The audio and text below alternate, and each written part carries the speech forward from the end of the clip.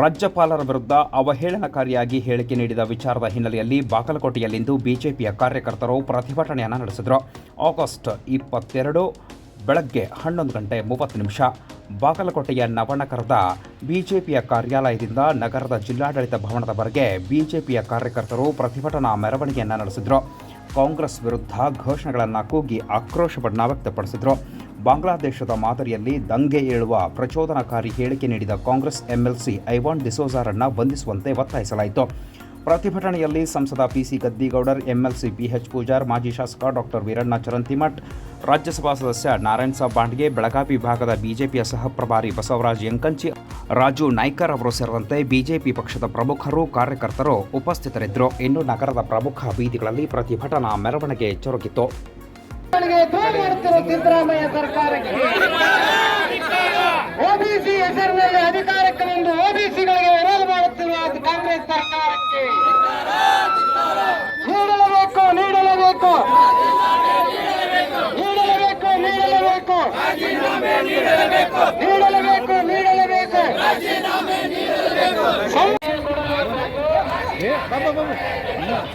ಸಿದ್ದರಾಮಯ್ಯ ಸರ್ಕಾರಕ್ಕೆ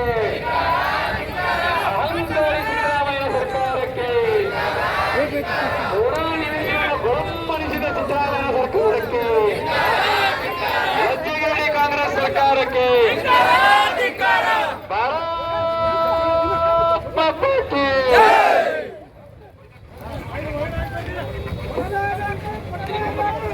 ಸಿಎಂ ಸಿದ್ದರಾಮಯ್ಯನವರು ನೈತಿಕ ಹೊಣೆ ಹೊತ್ತು ರಾಜೀನಾಮೆ ನೀಡಬೇಕೆಂದು ರಾಜ್ಯಸಭಾ ಸದಸ್ಯ ನಾರಾಯಣ್ ಬಾಂಡ್ಗೆ ಅವರು ಆಗ್ರಹಿಸಿದ್ದಾರೆ.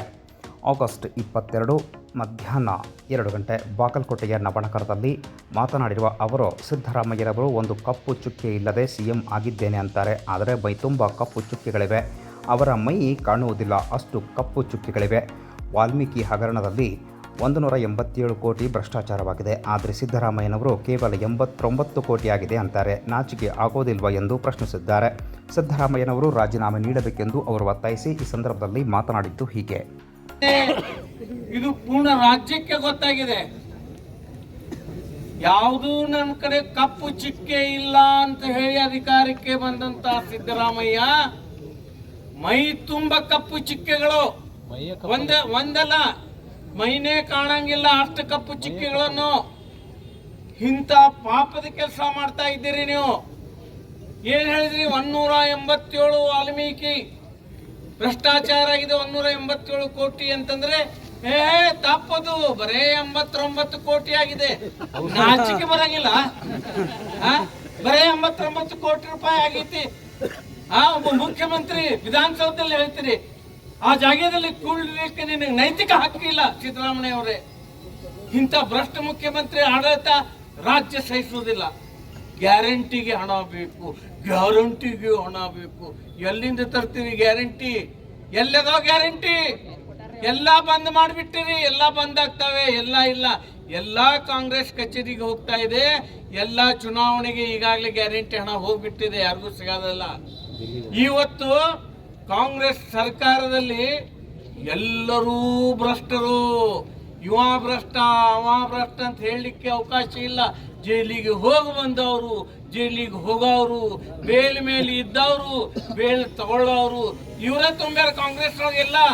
ಇಂಥ ಕಾಂಗ್ರೆಸ್ ಸರ್ಕಾರ ಕರ್ನಾಟಕದಲ್ಲಿ ಆಡಳಿತದಲ್ಲಿ ಇರಬಾರ್ದು.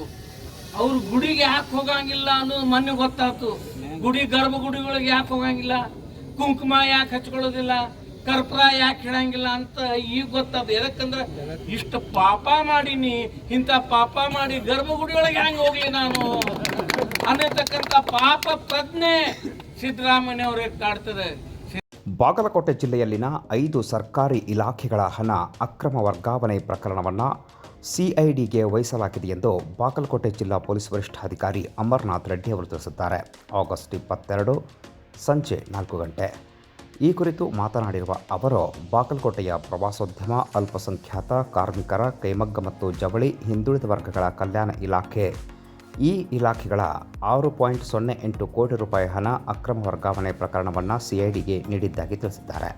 ಬಾಗಲಕೋಟೆಯ ಐಡಿಬಿಐ ಶಾಖೆಯಲ್ಲಿರುವ 5 ಇಲಾಖೆಗಳ ಖಾತೆಗಳ ರೂಪಾಯಿ 6.08 ಕೋಟಿ ರೂಪಾಯಿ ಹಣವನ್ನು ವಿವಿಧ ವ್ಯಕ್ತಿಗಳ ಖಾತೆಗಳಿಗೆ ಬ್ಯಾಂಕ್ ಸಿಬ್ಬಂದಿ ವರ್ಗಾವಣೆ ಮಾಡಿದ್ರು.